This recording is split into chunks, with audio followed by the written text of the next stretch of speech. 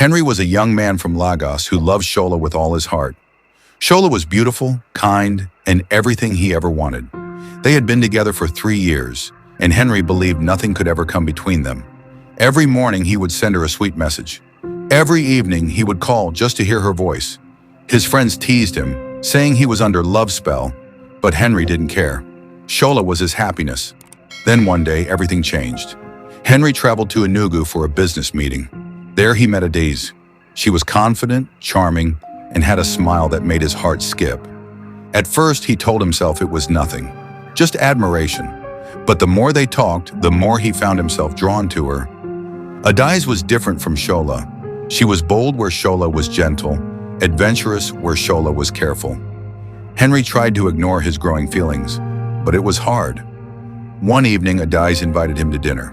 They laughed, shared stories, and before he knew it, Henry was staring into her eyes, forgetting about Shola, even if just for a moment. That night, he didn't call Shola. For the first time in years, her name didn't cross his mind before he slept. When he woke up, guilt hit him. He thought of Shola's trusting face and felt sick. But then his phone buzzed. It was Adise. "Good morning, Henry. Had a great time last night." His heart raced. He typed a reply, then deleted it. He was torn between the love he had always known and the new feelings pulling him away. What would he do? Would he fight for Shola, or would Adise steal his heart completely? Henry stared at his phone, torn between replying to Adise and calling Shola to ease his guilt. After a long pause, he sent a simple message to Adise. "Yeah, last night was nice." Then with a heavy heart, he dialed Shola's number.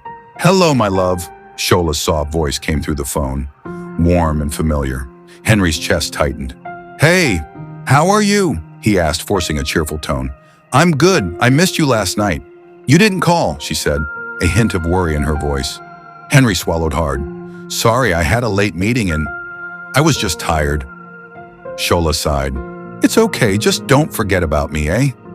She laughed lightly, but Henry didn't join in. Her words stung. After the call, Henry sat in silence, his mind racing. He knew he was slipping, but he couldn't help it. Adise was like a fire, exciting and unpredictable.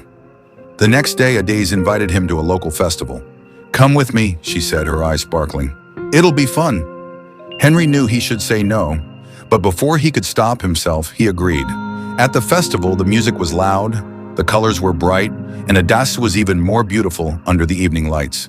She pulled him into the crowd, laughing as they danced. Henry felt alive in a way he hadn't in years. Then his phone buzzed. Shola again. He ignored it. Later that night, as he walked Adise home, she turned to him with a teasing smile. "So Henry, is there a special woman in Lagos waiting for you?" Henry froze. He could lie, but something about Adise's gaze made it impossible. "Yeah, but..." Adise raised an eyebrow. "But what?" Henry didn't answer. The truth was, he didn't know what to say. Adise leaned closer. "Life is short, Henry. Sometimes you have to choose what or who makes you happy." Her words lingered in the air. Henry's heart pounded. Was she right? Was it time to let go of Shola?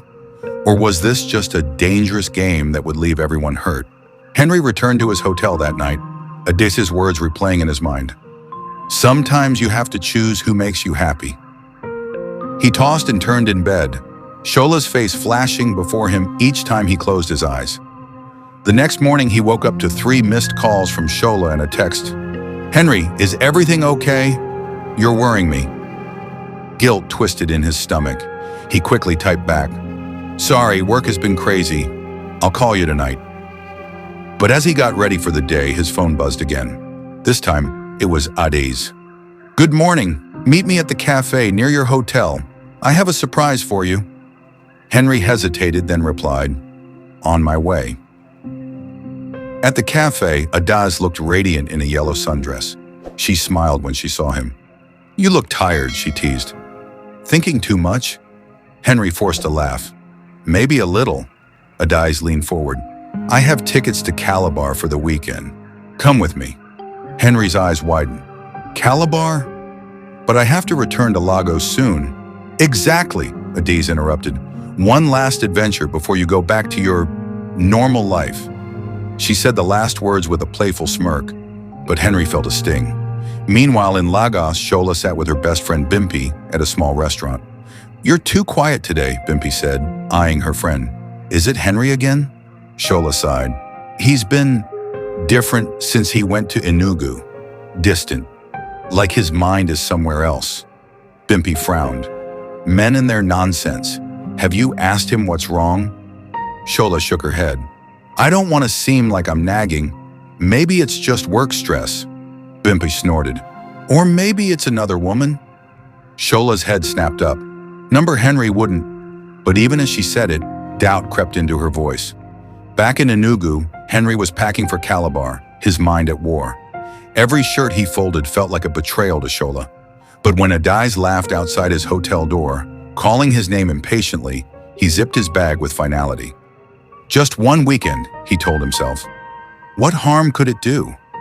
But as they boarded the bus to Calabar, Henry couldn't shake the feeling that he was making a choice, one that would change everything. The bus ride to Calabar was filled with laughter and lively conversation, but Henry's mind kept drifting back to Lagos. Adise, sensing his distraction, nudged him playfully. "Hey, traveler, you're here with me, but your mind is miles away." Henry forced a smile. "Just thinking about work stuff." Adise studied him for a moment before saying, "Or maybe you're thinking about her." Henry's silence was all the answer she needed. Meanwhile in Lagos, Shola couldn't shake her growing unease. After another unanswered call to Henry, she decided to take action. She dialed his colleague, Tunde. "Ah, Shola," Tunde answered cheerfully. "How are you?" "I'm fine, Tunde. I was just wondering, has Henry's trip to Enugu been extended? He's not answering my calls." There was a brief pause. "Extended? No, he was supposed to return yesterday. Let me check with the office." Shola's heart pounded as she hung up. Something was definitely wrong. In Calabar, Henry and Adise checked into a cozy guest house by the beach.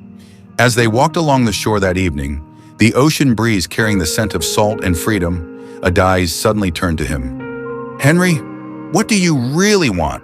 The question caught him off guard. "What do you mean?" "I see how torn you are," she said softly. "If you love your girlfriend, why are you here with me?" Henry opened his mouth, but no words came out. The truth was, he didn't know anymore. Back in Lagos, Tunde called Shola back with troubling news. Henry submitted his return ticket for a refund. The office thinks he's still in Enugu on personal business. Shola's hands trembled as she ended the call. That night, she did something she never thought she'd do. She booked a bus ticket to Enugu. As the bus pulled out of the park, Shola stared out the window, wondering what she would find at the end of her journey. Would Henry still be the man she fell in love with? Or had he already become someone else's happiness?